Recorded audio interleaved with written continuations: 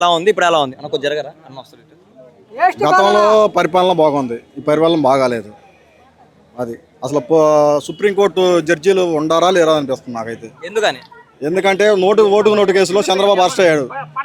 స్టేలు ఎందుకు ఇస్తున్నారు? అసలు స్టేలు ఇవ్వాల్సిన పని ఏంది అసలు? ఇప్పుడు చంద్రబాబుకి 80 సంవత్సరాలు వచ్చినాయి. 80 సంవత్సరాల్లో శిక్ష అనుభవించేది ఎప్పుడు? ఇప్పుడు ఈటీవీ రామోజీరావు ఎట్నే ఆస్తులు కేసులుంటే స్టే ఇచ్చారు. శిక్ష అనుభవించి చచ్చిపోయాడు. ఏంది అప్పుడు వాళ్ళకి బాధనే ఎడ తెలిసిద్ది? సుప్రీంకోర్టు జడ్జీలు ఉండారా లేరా? అది నా క్యారెక్టర్ అది. అన్న మళ్ళీ ఇప్పుడు సూపర్ 6 పథకాలు కూడా అమలు చేయలేదు అన్న వారి నాలుక మందం కోసేస్తాం అనేసి కూడా కొన్ని వ్యాఖ్యలు చేశారు చంద్రబాబు గారు. దాని గురించి మీరేమంటారు? దాని గురించి మా ఎమ్మెల్యే వస్తాడుగా, వచ్చి మాకు పథకాలు ఇచ్చామని చెప్పమను. దానికి మేము అడుగుతుంగా ఏముంది దాంట్లో. తల్లికి మందం వేసాడు. నాకు 2 పిల్లలు ఉంటారు. జగన్మోహన్ రెడ్డి టైంలో నాకు 5 సంవత్సరాలు పడ్డాయి. ఇప్పుడు పడలా డబ్బులు. గ్యాస్ సిలిండర్లు అన్నాడు, 1 సిలిండర్ వచ్చింది. 2 సిలిండర్ అలా సంవత్సరానికి 3 అన్నాడు, 1 వచ్చింది. ఉచిత బస్సు అన్నాడు, బస్సు పెట్టలా. అరబాకండమ్మా. ఉచిత బస్సు అన్నాడు, పెట్టలా. నిరుద్యోగ భృతి అన్నాడు, ఎవరికి ఇవ్వాలా. ఉద్యోగాలు అన్నారు, 20 లక్షల ఉద్యోగాలు అన్నాడు, ఎవరికి ఇవ్వాలా. మళ్ళీ స్కాలర్షిప్లు, ఫీజు రియంబర్స్మెంట్లు అవి ఎవరికి లేవు.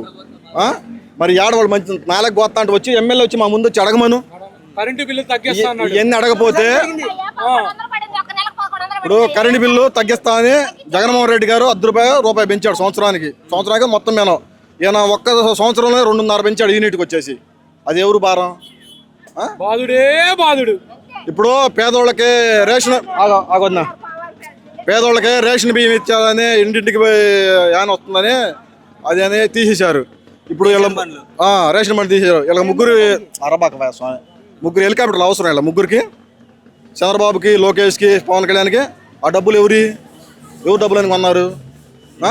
ఈ అంటే ఈ జనానికి రేషన్ బియ్యం ఇచ్చాడు, బళ్ళకి జీతాలు లేవు, వీళ్ళు తిరగడానికి హెలికాప్టర్లు అవసరమా?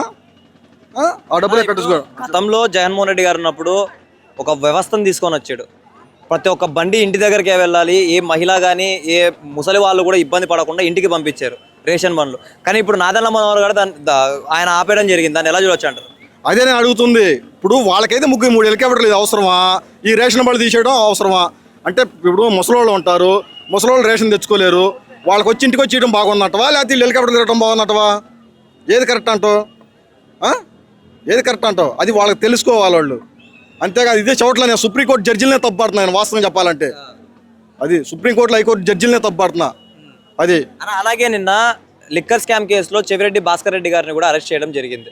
దాని గురించి మీరేమంటారు? ఇదంతా కుట్రపథం జరుగుతుంది. ఎందుకని అనుకుంటున్నారు? అంతే కుట్ర. ఇప్పుడు ఎందుకంటే ఇప్పుడు నాయకులని మొత్తాన్ని బయటికి రానియకుండా తిరగనీయకుండా చేస్తే ఏంది ఈ కథ వాళ్ళు ఎవరు బయటికి రారుగా. ఇప్పుడు సపోజ్ నేనే ఉన్నాను, ఇప్పుడు నా ఇంట్లో నన్ను కొట్టారనుకో, మా భార్య పిల్లలు ఎవరు బయటికి రారుగా. అది అందుకని వీళ్ళందరినీ తొక్కి పెట్టాలని చూస్తున్నారు. అలాగే గతంలో జగన్మోహన్ రెడ్డి గారు ఆదేశం ప్రకారం ప్రతి ఒక్క ఎమ్మెల్యే ప్రతి ఒక్క గడప ఇండ్లు తొక్కాలి అని చెప్పారు. అలాగే వచ్చారు. కానీ ఈ కూటమి నాయకులు ఇంతవరకు ఎప్పుడు కానీ రాలేకపోతున్నారు. దాని గురించి మీరేమంటారు? వాళ్ళకి దమ్మేది రావడానికి, వాళ్ళకి దమ్మేది వచ్చి అడగమను. మేము అడిగే మాటలకి వాళ్ళ దగ్గర సమాధానం ఉంటే రమ్మను. నేను అడిగే క్వశ్చన్కి వాళ్ళ దగ్గర సమాధానం ఉంటే రమ్మను. ఎందుకని రాలేకపోతున్నారు? వాస్తవంగా 10 మందిని పెట్టుకొని మీడియా ముందు మాట్లాడతాం కాదు.